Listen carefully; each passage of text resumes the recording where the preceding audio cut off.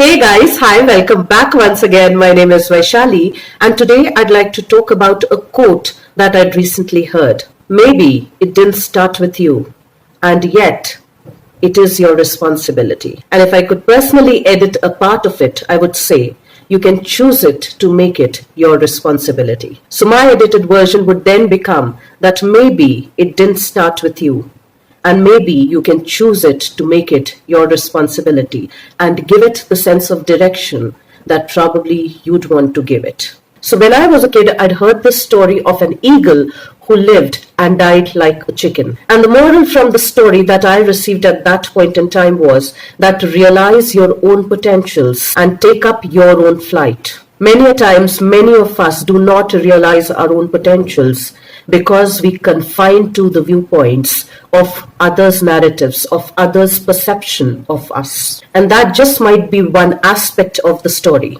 And when I analyzed that story in bits and pieces and then brought it all together, I kind of realized that there were probably too many morals that were missing in the story, from the story. That there were too many lessons in the entire span of that story that were probably overlooked, that were not narrated to me.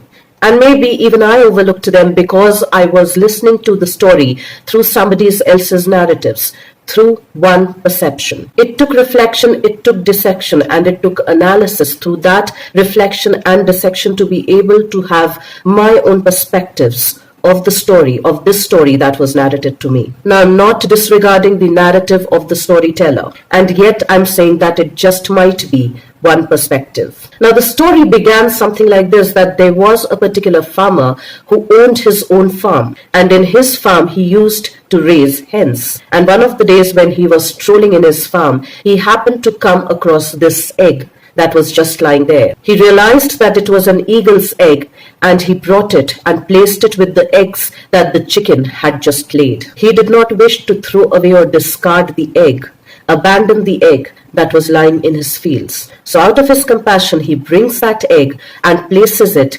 besides the eggs that the hen has laid. Now, as time passes, these little babies are developing inside the egg till it's time for them to hatch. And finally, the day comes when the eggs are ready to hatch, when the little babies are ready to be born, when those little babies are ready to experience a new world. Now, after the babies hatch, including the eagle's baby, it begins to play and grow up with the other baby chicks. It does what they do. It treats the hen as its own mother. Like all the other baby chicks, it follows its mother. It eats, it sleeps, it plays like a baby chicken. Quite naturally, it grows up thinking that it is a chicken, till one day it sees an eagle that is flying high in the sky. It looks up and asks its mother, its caretaker, the hen, "Mom, what's that huge thing that's flying up so high in the air? Who is that? What is that?" And the mother hen tells the little baby that it's the king of the skies. It flies very high. It's a huge bird. It's called as an eagle. And maybe out of curiosity, it might have asked, "Mother, who are we? Why do we not fly so high? Why are we not so big?" And the mother's reply could have been, "We are chickens. We are the birds of the ground. We are the birds closer to the ground. We don't fly so high." And hearing that, the baby eagle is reinforced with the thought that it is a chicken. It needs to behave and act like a chicken. It should do what every chicken does. And so it kind of grows up like a chicken and finally even dies as a chicken. Now, if we dissect and unfold the story by bits and pieces and then see the whole picture, we'd be able to see many lessons from it. And I'm assuming since the story is only told in humans and within humans, it has a message for humans. And through my understanding, one of its components is that we are comparing two different species. One naturally, quite organically, is a solitary bird, is a solitary creature. On the other hand, the other is a social creature. One is by nature a predator. On the other hand, the other is not a predator in our normal understanding of the word predator. In terms of its hunting skills, one naturally can lift up huge amounts of weight. The other cannot lift huge amounts of weight. One lives most of the times at higher altitudes. The other is more of a ground species. So the natural question should then be as to why are we comparing these two contrasting characters? Why are we comparing two extreme ends of the scale? Because in my understanding, quite likely, humans lie in the middle of the spectrum. As much as we are social species, we are also species who can choose our solitary time. And in my understanding, we are probably the only species on the planet who've been given this beautiful and this brutal gift to make a choice with regards to that huge contrasting spectrum. I'm not really sure if there is any other species who's social by nature, designed by nature to be a social creature, can choose solitude. And I'm not sure if there is any other species on our planet that by nature is solitary and can choose to be a social creature at times. And when I say it's a beautiful and a brutal gift, I say this because it's a choice that comes with huge responsibilities, which entails our own accountabilities towards those choices. Now, speaking from a human's perspective and having a mother who's a gynecologist, wherein I've heard her say a lot many times to the women who've conceived a child and who want to deliver a child that try to be relaxed, try to stay in a stress-free environment, try to stay happy, try to sleep as much as you can, try to do things that give you happiness, that makes your engagement with your pregnancy more peaceful. I've even seen her give the same advice to the people who are going to be there while the baby is growing up in her womb,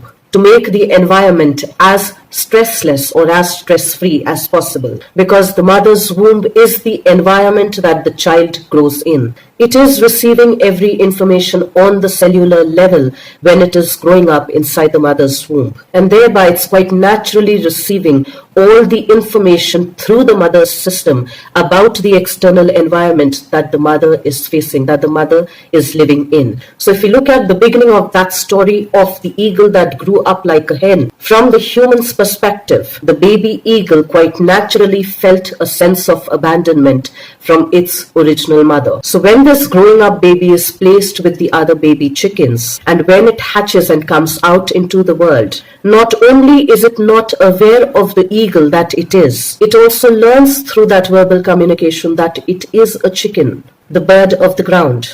It learns that it is a social creature and therefore should do everything to fit in with the norms of this social group, of this particular community. And maybe that fear of abandonment that had gotten embedded when it was growing up, while it was growing up, inside the egg itself, inhibited him from trying to take its own flight, inhibited him from trying to fly away from the familiar group, from the familiar, the known, the predictable environment. Because many a times familiarity can breed discontent. But because of the predictable nature of familiarity, it provides a sense of safety. And the third aspect in hindsight upon reflection that I realized was that probably because of the environment that the eagle was growing up in, because of the kind of information that that environment was providing to the eagle as it was growing up, because of the food that it was consuming, which was the chicken's food, quite likely the expression of the genes, not the genes themselves,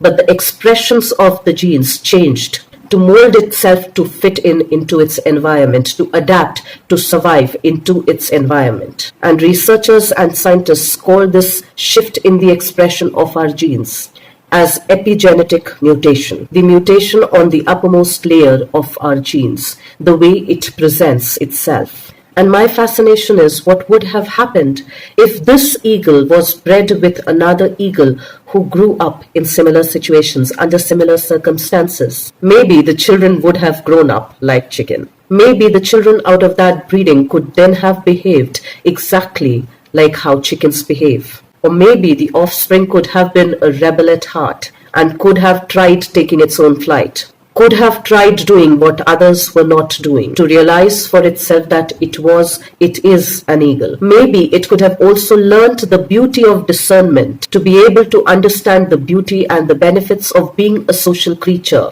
to having some social norms, and yet realizing the beauty of being an eagle too. Maybe that one could have seen the beauty of the choices that it got out of its environmental interactions, with being mindfully aware that choices gives us power. But power comes with huge responsibilities and accountabilities. So maybe whatever we go through in life, whatever we will be going through in life, Whatever we experience within ourselves on both interpersonal and intrapersonal levels may not necessarily be our choice all the time, could have been passed down for generations onto us, exactly like how it was passed on to the eagle. But if we and when we do become aware of the resonance of that story within us, we do get a choice to change our narratives. We do get a choice to respond differently to situations in our lives. We do get a choice to choose differently to have different outcomes. And when we choose to respond differently, we not only make those changes for ourselves, but we also enable those changes on interpersonal levels. Let's try and see the lessons from our interpersonal and intrapersonal narratives to see how we would like to respond to our narratives, to see if we wish to bring about a change in our narratives, which can bring about changes in our interpersonal narratives as well. Let's try and do that for ourselves. Let's try and reflect on our own stories, both on intrapersonal and interpersonal levels. Because like Einstein said, and I'm paraphrasing here, that the highest form of stupidity is doing the same thing over and over again, expecting different results. Let's reflect and think about our own stories, our own narratives, because it's all interconnected. Let's do that for ourselves, and I will see you once again the next week. Till then, stay tuned in. And guys, if you do like the contents of my videos, please do like, share, and subscribe.